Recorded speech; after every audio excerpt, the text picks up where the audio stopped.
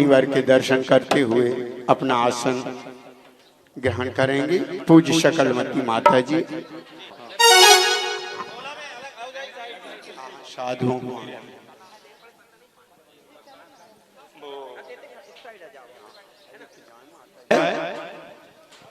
वह भी नमोस्तु निवेदित करे।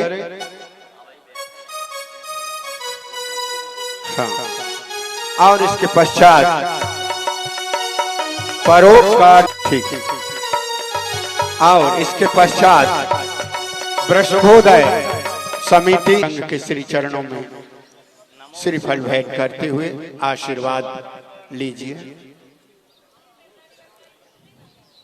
इसी क्रम में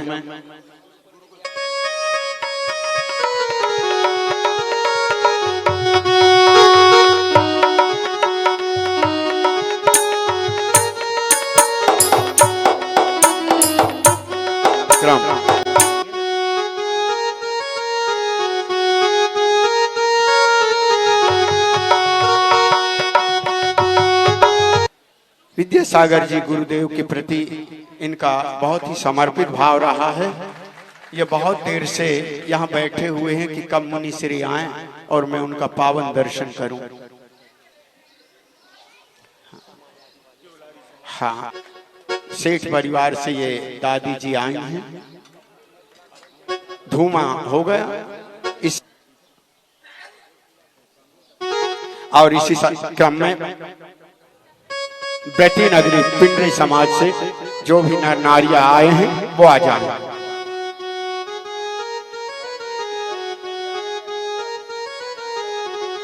हाँ, घनसो उपस्थित यहाँ भव्यजन वर्गी समाज से आए हुए हैं, वो भी आकर के श्रीफल समर्पित करें। इसी क्रम में पूज्य 105 नम्र सागर जी, उनका परिवार ग्रस्त जीवन का जो उनका परिवार है वो आ जाए।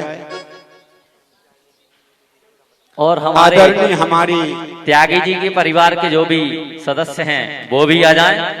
हमारी आदरणीय नीतू दीदी वह आ जाएं और उनके तेरे दर्शन के लिए बड़ी दूर से चल कर आया हूँ। गुरुवर तेरे दर्शन के लिए हाथों में श्रीफल लाया हूँ। गुरुवर तेरी पूजन के लिए बड़ी दूर से चल कर आया हूँ। हाथों का श्रीफल लाया हूँ। गुरुवर तेरी पूजन के लिए बड़ी दूर से चल कर आया हूँ। गुरुवर तेरी पूजन के लिए। परम पूज्य संत श्रोमणी आचार्य श्री 108 विद्यासागर जी महामुनिराज की जय। परम पूज्य निर्यापक संत श्री समय सागर महाराज की जय। मुनि संघ की जय। संपूर्ण संघ की जय। महीनों में कहते अच्छा सावन का मंत्र है। महीनों में कहते अच्छा सावन का मंत्र है। ऋतुओं का राजा माना जाता बसंत है।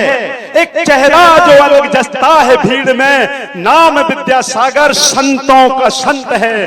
नाम विद्यासागर संतों का संत है। और छूटने का एक मौका फिर मिला भाव पीर से। छूटने का एक मौका फिर मिला भाव पीर से। जो मिल गए सच्चे गुरु तेरी बड़ी तकदीर ये। जो मिल गए सच्चे गुरु तेरी बड़ी तकदीर ये। जय बोल जय बोल जय बोल रे। जय बोल जय बोल जय बोल रे। जरा हृदय के तो पट खोल रे। जय बोल जय बोल जय बोल रे। जय बोल जय बोल जय बोल रे। आए गुरु हर समय सागर ले दान का। आए गुरु हर समय सागर ले ज्ञान का। सागर ले ज्ञान का। धुल जाए मैल चढ़ा जो भी अज्ञान का। धुल जाए मैल चढ़ा जो भी अज्ञान का। निर्मल करे विनय मोल रे। निर्मल करे विनय मोल रे। जय बोल बोले जय बोले जय बोले रे, जय बोले जय बोले जय बोले रे। देखो तो त्याग दिए दुनिया के पचड़े, देखो तो त्याग दिए दुनिया के पचड़े, और क्या गिनाए जी तन के भी कपड़े, और क्या गिनाए जी तन के भी कपड़े। कहे हमसे कहे सबसे बुराइयां छोड़े रे, जय बोले जय बोले जय बोले रे, जय बोले जय बोले जय बोले रे। जरा हृदय के तो पटे खोले रे, जय बोले जय बोले जय बोले रे। बार बार मिलते गुरु दर्श तो क्या बात थी, बार बार मिलते गुरु दर्श तो क्या बात थी, बार बार मिलते गुरु दर्श तो क्या बात थी। घर बैठे यात्रा हो जाती दास की, मूरत बड़ी अनमोल रे, ये मूरत बड़ी अनमोल रे। आने के लिए पूज्य महाश्रमण महात्यागी महायोगी उस माटी से जिन्होंने इतने प्रश्न और उत्तर करा दिए कि शायद हम उसको पढ़ भी नहीं पा रहे हैं। ऐसा महान ग्रंथ महान काव्य के परम रचयिता हमारे हृदय सम्राट, हमारे जीवन को संभालने वाले और इस जैन धर्म की बगिया को फिर से हरी भरी करने वाले संत शिरोमणि गुरुदेव विद्यासागर जी के चित्र का अनावरण और इसके साथ ही शुरू करते हैं। अपना नाम दीजिए और जल्द कीजिए। है विद्यासागर जी का क्या कहना, दुनिया में गुरु हजारों हैं। विद्यासागर जी का क्या कहना, कहना इनकी शक्ति का क्या कहना, दुनिया में। जो भी बुजुर्ग हैं, जनीश कुमार जी, प्रेमचंद जी और अनिल कुमार जी, अजय कुमार जी, मैं नाम नहीं ले पा रहा हूं, इतना ही इशारा काफी है कि संपूर्ण वृद्ध जन आ जाएं हमारे समाज के। आप ज्योत से ज्योत जलाते चलो, ज्योत से ज्योत जलाते चलो, धर्म की गंगा बहाते चलो। में सुनो जिनवाणी, सुनो जिनवाणी, सुनो सुनो जिनवाणी, प्रभु की वाणी। निस भोजन का त्याग करो रे, निस भोजन का त्याग करो और पियो छान कर पानी। सुनो जिनवाणी, सुनो जिनवाणी, सुनो सुनो जिनवाणी, प्रभु की वाणी।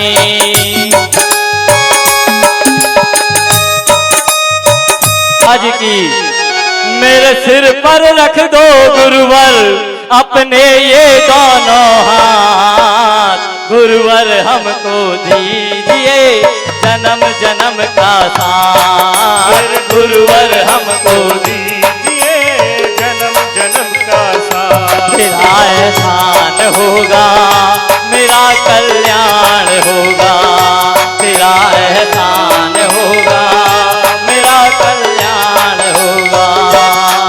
आचार्य श्री जी के चरणों में हम झुका रहे अपना माथा, जिनके जीवन की हर चर्या बन पड़ी स्वयं ही जैनागम का वह सुधा कलश जो बिखराते हैं गली गली, जिनके दर्शन को पा करके खिलती मुरझाई हृदय कली। ओम ह्रीं श्री संत शिरोमणि गुरुदेव विद्यासागर जी महामुनिराज विराजमान महामुनियों के श्री चरणों में अत्र अवतर अवतर शवसट इत्यावाहनम अत्र तिष्ठ तिष्ठ ठा ठा स्थापनम जय हो जय हो। अत्र मम शनितो भव भव सन्निधिकरणम परिपुष्पांजलिस्वे। धोने आया हूँ आना जाना मिट जाए मेरा यह बंध काटने आया हूँ। हो बस इतना कर दो गुरुवर रह जाए मेरी लाज। गुरुवर हमको दीजिए अपना आशीर्वाद। गुरुवर हमको दीजिए अपना आशीर्वाद। मेरे सर पर रख दो बाबा, मेरे सर पर रख दो बाबा अपने दोनों हाथ। गुरुवर हमको दीजिए अपना आशीर्वाद। मेरे गुरुवर हमको दीजिए। श्री पूज्य संत श्रोमणी गुरुदेव विद्यासागर जी पूज्य मुनिवरों के श्री चरणों में जन्म जरा मृत्यु विनाशनाय जलम निर्वापमति स्वाहा। और इसी के साथ द्वितीय क्रम में समस्त समिति के संरक्षक गण कर दो गुरुवर रह जाए मेरी लाज। गुरुवर हमको दीजिए अपना आशीर्वाद। गुरुवर हमको दीजिए अपना विराजमान महामुनियों के श्री चरणों में भववाता विनाशनाय चंदनम निर्वपामति स्वाहा। हाँ चलिएगा। वरिष्ठ महिला मंडल इसी क्रम में आएगा। आप नहीं अक्षय निधि को पहचाना अपने तो केवल सपने से तब और जगत का भटकाना। चरणों में अज्ञान अरुण की किरणों से हृदय कमल विघ्न जावे। नाचे जो मन को श्री पूज्य संत श्रोमणी गुरुवर विद्यासागर महामुनिराज विराजमान महामुनियों के श्री चरणों में अक्षत प्राप्ताये अक्षतान निर्वापमति स्वाहा। दक्षिणा को प्राप्त करें जितनी उतनी बढ़ती जाए। मैं काम भाव विध्वंस करूं मन सुमन चढ़ाने आया हूँ। यह मनन विजेता बन न सके जय पावन मैं आया हूँ। तुरलाने गुरुवर तुरलाने पूजन रचाया। पूज्य संत श्रोमणी गुरुवर विद्यासागर महामुनिराज विराजमान महामुनियों के श्री चरणों में पुष्पम निर्वपामति स्वाहा। अब साधु सेवा समिति महिला मंडल इसी महिला मंडल आ जाएगा। साधु सेवा समिति ओम ह्रीं श्री संत श्रोमणी गुरुवर विद्यासागर महामुनिराज श्री उपस्थित मुनिवरों के श्री चरणों में नयन सुधारोप नाशनाय नैवेद्यम निर्वपामति। पाठशाला शिक्षक बालक हाँ पाठशाला शिक्षक वाला महामुनि समता सागर जी संपूर्ण संघ समय के श्री सागर। चरणों में समय सागर जी महाराज के संपूर्ण संघ के श्री चरणों में महामोहंधकार विनाशनाय दीपम निर्वपामति। सकल दिगंबर जैन समाज बाहर वाली सब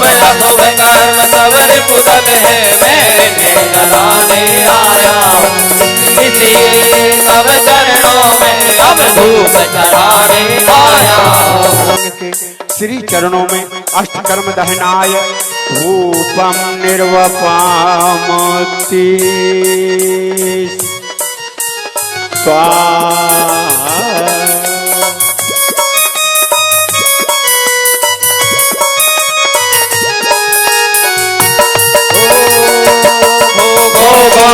इतना भोगा के खुद को ही भोग बना डाला। साध और साधक का अंतर मैंने आज मिटा डाला। मैं चिदानंद विद्यासागर महामुनिराज के श्री चरणों में विराजमान श्री समय सागर जी संपूर्ण मुनि संघ के श्री चरणों में महामोक्षल प्राप्ति फलम निर्वपामति स्वाहा।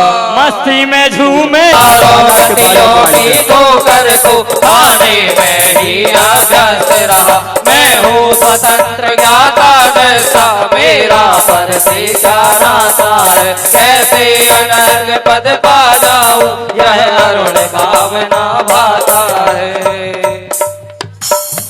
ओम ह्रीं श्री पूज्य संत शिरोमणि गुरुदेव विद्यासागर महामुनि के विराजमान श्री पूज्य समय सागर जी संपूर्ण मुनि संघ के श्री चरणों में अनर्घ प्राप्ते अर्घ्यम निर्वपामते। अब समस्त उपस्थित जन आराधक योगी पर कामना देख सके, युग युग तक आगामी वचन हे तपोमूर्ति हे आराधक योगी पर जय हर कामना देख सके, युग युग तक आगामी वचन। हम भक्ति कामना देख सके, युग युग तक आगामी वसन। ओम ह्रीं श्री संत शिरोमणि गुरुवर विद्यासागर महामुनि राज पूज्य विराजमान समय सागर जी संपूर्ण संघ के श्री चरणों में अनर्घ प्राप्ते जयमाला पूर्णार्घ्यम निर्वपामति स्वाहा। और जिन मुनि राज महाम्य जी। ओम ह्रीं श्री महाश्रमण महायोगी पूज्य निर्यापक महामुनि पूज्य समय सागर जी के श्री चरणों में हम सभी का अनर्घ प्राप्त महार्घ्यम निर्वपाम की स्वाहा। नमोस्तु नमोस्तु गुरुदेव। सिद्धेभ्यः ओम नमः सिद्धेभ्यः ओम नमः सिद्धेभ्यः। नमः श्री वर्धमानाय निर्धूत कलिलात्मने सालोकानां त्रिलोकानां यद विद्या दर्पणायते। अहिंसा परमो धर्म की महावीर भगवान की प्रातः स्मरणीय परम पूजाचार्य गुरुवर श्री विद्यासागर जी मुनि महाराज की जय।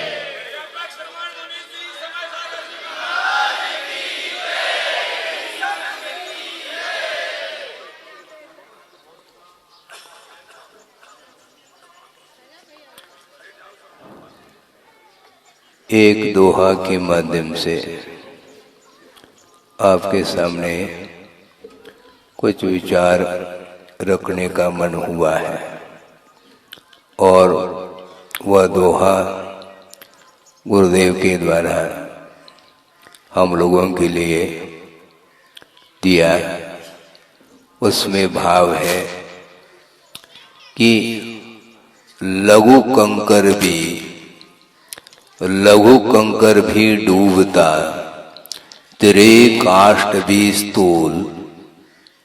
फिर से दोहराएं, लघु कंकर भी डूबता, तेरे काष्ठ भी स्थूल।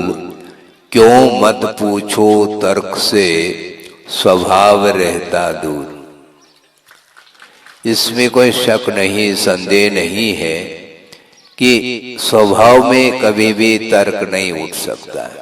एक छोटा सा कंकर है, वह पानी में डूब जाता है और मान लो समुद्र अथवा नदी है, उसमें बहुत बड़ा एक काष्ठ यानी लकड़ी का एक टुकड़ा है।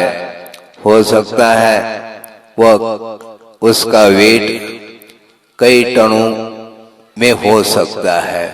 इसके उपरांत भी वह लकड़ी का वह एक बहुत बड़ा खंड है, वह डूबता क्यों नहीं है? जबकि एक छोटा सा कंकर भी जिसका वेट ना के बराबर है, कोई एक छोटा सा कण 1 ग्राम भी हो सकता है वह कंकर का वेट। इसके उपरांत भी वह डूबता क्यों है? और बहुत बड़ा स्थूल जो है लकड़ी का वह टुकड़ा तैर क्यों रहा है? इसमें तर्क नहीं चलेगा। तर्क हमेशा स्वभाव से दूर रहता है। स्वभाव के क्षेत्र में तर्क नहीं चल सकता।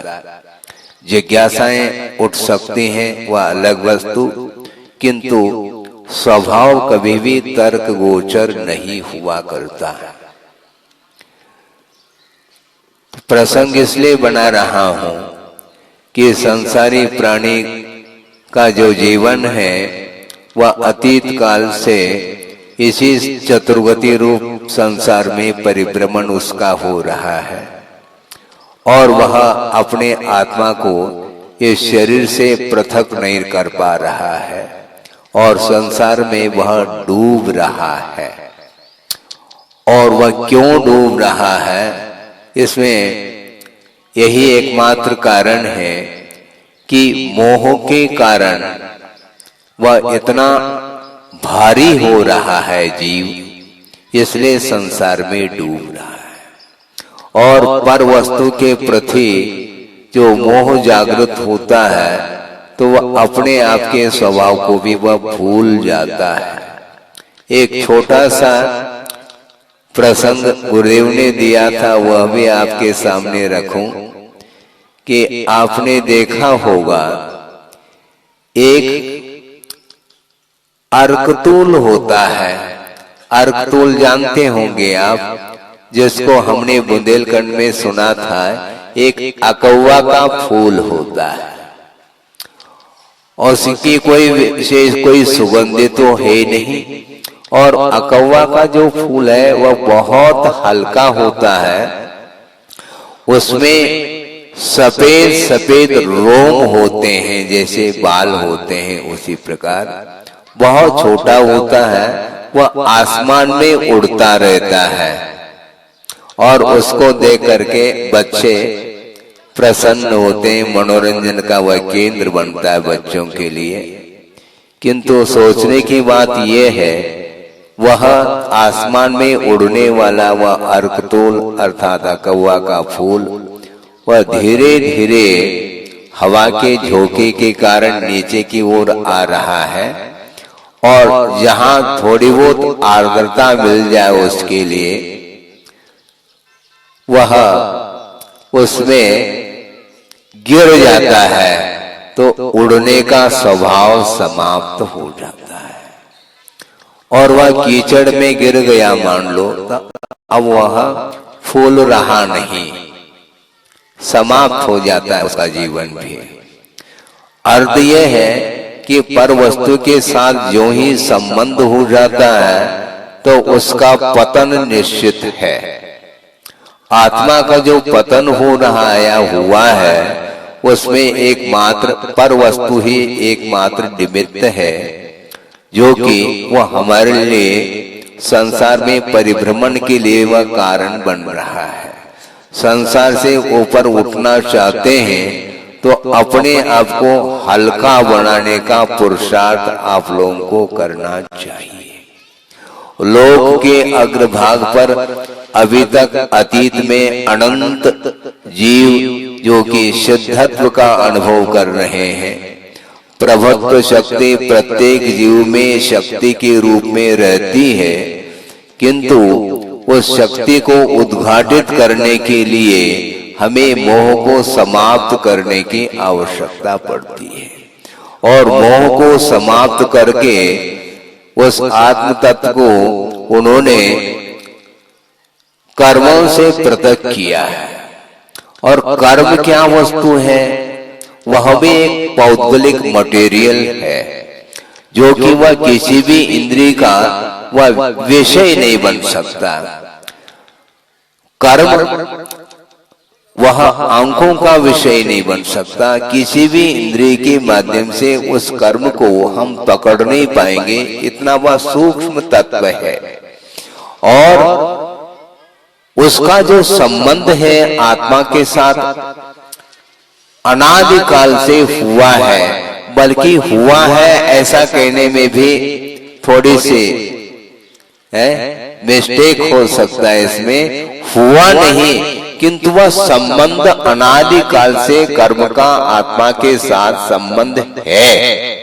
वह क्यों है, तो रागादिक परिणाम जब आत्मा में उत्पन्न होते हैं उन कालुष्य भावों के माध्यम से ही वो सारे सारे सूक्ष्म जो कर्म रेणु है, परमाणु है, वे कर्म के रूप में परिणत होकर के उनका आत्मा के साथ ऐसा संबंध गठबंधन हो जाता है कि वह पृथक नहीं हो पाया अभी तक, और वह अनुमान का विषय है। कर्म अनुमान का विषय इसलिए है क्योंकि वह इंद्रिय का विषय नहीं है। इसलिए समझने के लिए आपकी दृष्टि दूर सुदूर गई है, मान लो सामने पहाड़ है और उस ओर दृष्टि आपकी गई, और पहाड़ में आपको क्या देखने को मिला? धूम्र उठ रहा है, धुआं जानते हैं आप, हाँ, किंतु अग्नि दिखाई नहीं दे रही है। किंतु अग्नि का अस्तित्व बताने वाला वह धूम्र है। धूम्र के माध्यम से जिस प्रकार अग्नि का अनुमान हो जाता है कि यहाँ पर इस पहाड़ में अग्नि है। अस्मिन पर्वते वह्नि, एक न्याय ग्रंथों में ये पंक्ति आती है, इस पहाड़ में अग्नि है। क्यों? धूम्रवत्वात्, वह धुआंधार है, वह पहाड़ पर धुआं उठ रहा है, उसके माध्यम से ही अग्नि का अनुमान किया जाता है। उसी प्रकार कर्म कोई वस्तु, सूक्ष्मतम वस्तु है जिसका अनुमान हम कैसे करते हैं? कर्म के फल के माध्यम से कर्म का अनुमान होता है। आप सड़क से जा रहे हैं और आपको ठोकर लग गई, लगते ही चोट होते ही घाव हो गया, लोलुहान हो गया मान लो पैर, तो आपको पीड़ा होती है, दुख का संवेदन होता है, वेदना होती है। वह वेदना किसके कारण हुई? चोट लगने से हुई है। किंतु ये चोट एक प्रकार से ये बाहरी निमित्त है, किंतु भीतरी जो बंधा हुआ जो कर्म है वह उस चोट के माध्यम से वह फल दे करके चला जा रहा है। समझ में बात आ रही है? कर्म दिखाई नहीं देता, किंतु कार्य के माध्यम से कर्म का अनुमान होता है। इसलिए आत्मा में पर वस्तुओं के प्रति जो मोह जागृत होता है, उसके माध्यम से कलुषता के कारण भिन्न भिन्न कर्मों का बंध होता है। शुभ परिणाम होते हैं तो पुण्य का बंध होता है, और अशुभ परिणाम हो जाते हैं उसके माध्यम से पाप का अर्जन होता है। इस प्रकार पुण्य और पाप के रूप में कर्म का अर्जन होने के फलस्वरूप भिन्न भिन्न निमित्तों को लेकर के वह कर्म अपना उदय में आकर के फल दे करके चला जाता है। इसलिए अपने आप को शुद्धत्व का अनुभव करना चाहो तो मोह से अपने आप को पृथक करने का एक उपक्रम है, एक पुरुषार्थ है। उसके माध्यम से ही हम सुखी बन सकते हैं। पर वस्तुओं के माध्यम से जो सुख का संवेदन आप लोगों को हो रहा है वह वस्तुतः सुख नहीं है, एक मात्र सुख की मान्यता है। इसलिए कह रहा हूं क्योंकि इंद्रियों के माध्यम से उत्पन्न होने वाला जो सुख है वह सुख तृप्तिजनक नहीं है।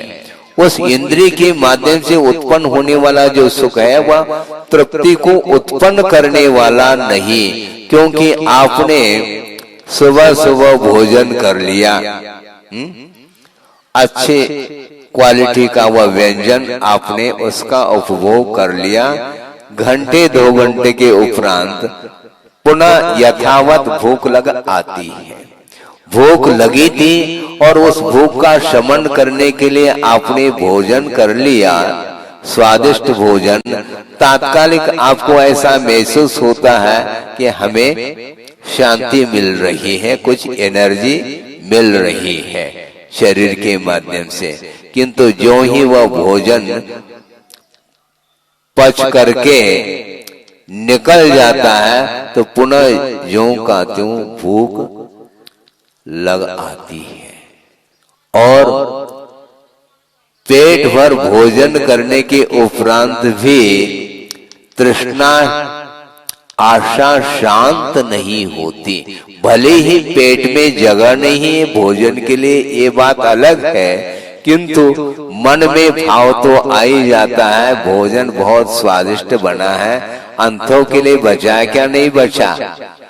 हाँ, ये भाव आ जाता है। इसको बोलते तृष्णा और आशा। संसारी प्राणी वर्तमान में जीना नहीं चाहता, वह हमेशा उसकी दृष्टि भविष्य की ओर जाती है, और भविष्य की ओर जो ही दृष्टि जाती है उसके माध्यम से उसको चिंता होती रहती है। कल का क्या होगा, परसों का क्या होगा, वर्षों का क्या होगा। जीवन बहुत लंबा चौड़ा है, परिवार भी है, और पूरी तरह से जीवन भर हम शांति के साथ जीवन व्यतीत कैसे कर पाएंगे, यह सामने उसको विकल्प निरंतर सताता है। इसलिए उसकी पूर्ति के लिए वह व्यापार इत्यादि करके वह अपने जीवन को व्यतीत करने के लिए पुरुषार्थ कर लेता है। लेकिन ये ध्यान रखो, यह आप कब तक करोगे? अनंत काल से यही रूटीन चल रहा है, और किसी एक व्यक्ति विशेष को लेकर के ये बात घटित नहीं हो रही है, और ये आज की परंपरा नहीं, किंतु अनादिकालीन यह परंपरा है संसार की। और प्रत्येक संसारी प्राणी अपने अपने परिणामों के माध्यम से ही वह संसार में परिभ्रमण कर रहा है, और कुछ पुण्य कर लेता है तो उसके फल स्वरूप उसको कुछ भोग्य सामग्री मिलती है, और उसका उपभोग करके पुनः अन्यत्र चला जाता है। क्योंकि जातस्य मरणम ध्रुवम कहा है, जिसका जन्म होता है तो मरण निश्चित है। इस प्रकार निरंतर जन्म और मरण की जो परंपरा चली आ रही है, उसको जब तक हम समाप्त नहीं करेंगे, मृत्यु के ऊपर विजय प्राप्त नहीं करेंगे, तब तक जन्म और मरण की परंपरा या श्रृंखला टूट नहीं सकती है। इसलिए पंचेंद्र के विषयों से आकर्षित होकर के संसारी प्राणी सुख का अनुभव करना चाहता है, किंतु आचार्य कहते हैं कि वस्तुतः इंद्रियजन्य सुख यह सुख नहीं है, बल्कि सुखाभास है। सुखाभास समझते हैं, सुख का केवल आभास हो रहा है, वस्तुतः सुख नहीं। आपने ग्रीष्म काल में देखा होगा, यत्र तत्र जब लू चलती है, लपट जिसको बोलते हैं, उस समय सुदूर दृष्टि जाती है तो ऐसा लगता है कि चारों ओर कहीं पानी तो नहीं है, किंतु वह लहर जैसे देखने को मिलती है, किंतु वह जल नहीं है, किंतु वह क्या है? मृग मरीचिका इसी को बोलते हैं। मृग छलांग लगाता है क्योंकि उसको प्यास बहुत लगी है, और उस प्यास को बुझाने के लिए वह चारों ओर दृष्टिपात करता है, तो उसको नजर आ जाता है कि यहाँ पर चारों ओर जल ही जल है। वह जलपान करने के लिए छलांग लगाता है सुदूर, किंतु वह थक करके उसके प्राण भी समाप्त हो सकते होते, क्योंकि वह जल नहीं किंतु जलाभास है। उसी प्रकार पांच इंद्रियों के माध्यम से उत्पन्न होने वाला जो सुख है, वह सुख नहीं किंतु सुख की मान्यता है, इसलिए उसको सुखाभास बोलते हैं, बल्कि वह सुख ही दुख के लिए कारण बन बैठा है। इसलिए सांसारिक सुख से हमें कोई प्रयोजन नहीं है, किंतु जो प्रत्येक जीव के भीतर जो प्रभुत्व शक्ति है, भगवान बनने की शक्ति है, उसको उद्घाटित करने के लिए पूर्वाचार्यों ने हम लोगों के लिए मार्ग प्रशस्त किया है कि पांच इंद्रियों से ऊपर उठ करके प्रभु की आराधना उपासना करेंगे तो निश्चित रूप से जिस प्रकार उन्होंने अपने पुरुषार्थ और साधना के माध्यम से अपने शुद्ध परमात्मा तत्व को शरीर से पृथक करके अनंत काल के लिए शरीरातीत अवस्था में रह करके अनंत सुख का अनुभव कर रहे हैं, उसी प्रकार प्रत्येक संसारी भीतर व्यक्ति के भीतर भी, प्रत्येक संसारी जीवात्मा के भीतर भी वही शक्ति विद्यमान है, किंतु उसको उद्घाटित करने की आवश्यकता है। कौन करना चाहता है उद्घाटित? बहुत कठिन है, क्योंकि पर वस्तु के प्रति जो मोह है उसको जब तक समाप्त नहीं करेंगे तब तक आप स्वतंत्रता का अनुभव कर ही नहीं सकते। भारत स्वतंत्र हुआ है, आप लोग बोलते हैं और हम लोग भी बोलते हैं स्वतंत्र हुआ है। देश की अपेक्षा से वह स्वतंत्रता अलग है, किंतु जब तक शरीर से पृथक अपने आप को नहीं करेंगे तब तक हम स्वयं परतंत्रता का ही अनुभव करते हैं। शरीर जब तक है तब तक भूख लगती है, प्यास लगती है, रोग आदि उत्पन्न होते हैं तो पीड़ा का अनुभव करना पड़ता है। ये सारे पराधीनता जब तक बनी रहेगी तब तक वह इसी प्रकार संसार में अनेक प्रकार के कर्मों के उदय के फलस्वरूप वह दुख का अनुभव करता है, पराधीनता का अनुभव करता है, और पराधीनता में सुख नहीं है ऐसा कहा है। तो आप क्या चाहते हैं? सुख चाहते हैं, शांति चाहते हैं, क्या ऐसे ही बैठना चाहते हैं? बोलो। वस्तुतः आप लोगों को ये फील हो रहा है क्या मैं दुखी हूं? बहुत कठिन है। आप सभी कह सकते महाराज हम बहुत दुखी हैं। हाँ ठीक है, जो दुख के कारण है उनको छोड़ना क्यों नहीं चाहते हैं? पर वस्तु के माध्यम से ही दुख का अनुभव होता है। तो आप कहां से आए? जहां से आए हैं वहां पुनः जाएंगे कि नहीं जाएंगे? महाराज उसके बिना कोई रास्ता ही नहीं। इसलिए हमारा ये कहना है आप घर में रहते हो, घर अपने आप में बंधन का एक रूप है। परिवार है वह भी आपके बंधन में डालने वाला वह। इसलिए परिवार के प्रति, अपने शरीर के प्रति, धन धान्य वैभव इत्यादि संपदा आदि के प्रति मोह जब तक हमारा समाप्त नहीं होगा तब तक सुख और शांति की बात आप नहीं कर पाएंगे। इसलिए आप अपनी क्षमता के अनुरूप यथाशक्ति पर वस्तु के प्रति जो लगाव अर्थात आसक्ति है, अटैचमेंट है, उसको धीरे धीरे कम करने का पुरुषार्थ करेंगे, जिसके माध्यम से हमें जो सुख और शांति की उपलब्धि जो हो सकती है वो हो सकती। क्यों? निरंतर यदि साधना, समीचीन साधना आप करेंगे तो निश्चित रूप से अल्प काल में ही जिस प्रकार भगवान अनंत सुख का अनुभव कर रहे हैं उसी प्रकार आप भी कर सकते हैं। करें। इस पवित्र भावना के साथ इस वक्तव्य को समाप्त करता हूँ। अहिंसा परमो धर्म की जय। परम पूज्याचार्य गुरुवर श्री विद्यासागर जी मुनि महाराज की। बोधि समाधि परिणाम शुद्धि स्वात्मोपलब्धि शिव शोक सिद्धि। चिंतामणिम चिंतित वस्तुदाने पावंद मानस्य ममास्तु दे।